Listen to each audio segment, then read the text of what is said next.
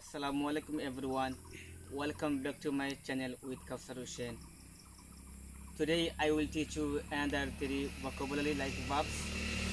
So if you think my video is very helpful for you, please like, comment and share and subscribe my channel.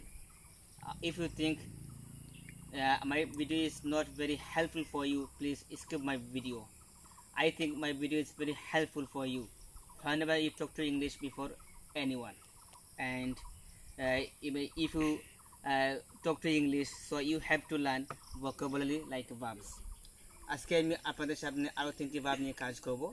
সেই 3টি verb হচ্ছে number 1 find, number 2 is keep, number 3 is forget। 3টি verb আমি 3টি ফর্মে আমি আপনাদের সামনে বলবো এবং 3টি করে আমি আপনাদের সামনে উদাহরণ দেব। তো নাম্বার 1 হচ্ছে find। ফাইন্ড হচ্ছে গিয়ে বেস ফর্ম, ফাইন্ড এর ফার্স্ট ফর্ম হচ্ছে ফাউন্ড, ফার্স্ট পার্টিসিপল ফর্ম হচ্ছে গিয়ে ফাউন্ড। এখন যদি আমি একটি করে উদাহরণ দিই, তাহলে আমাকে বলতে হবে আই ফাইন্ড ইট ইজিলি।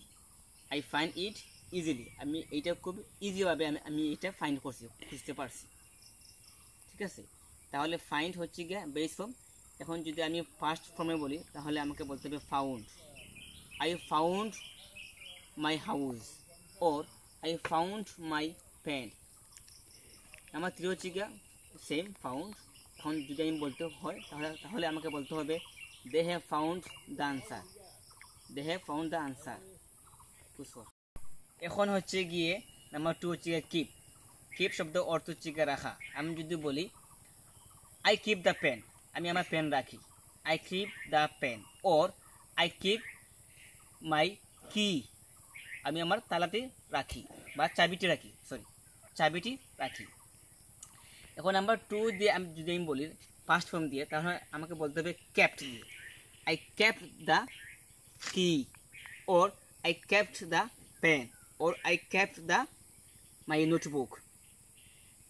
এখন হচ্ছে কি B3 first participle form, same kept. They have kept the his word. They have kept the his word, সে তার কথাটি রেখেছে। He has kept the word. Okay, অথবা আমি বলতে পারি I have kept my word. I have kept my word. Okay, number 3 হচ্ছে forget.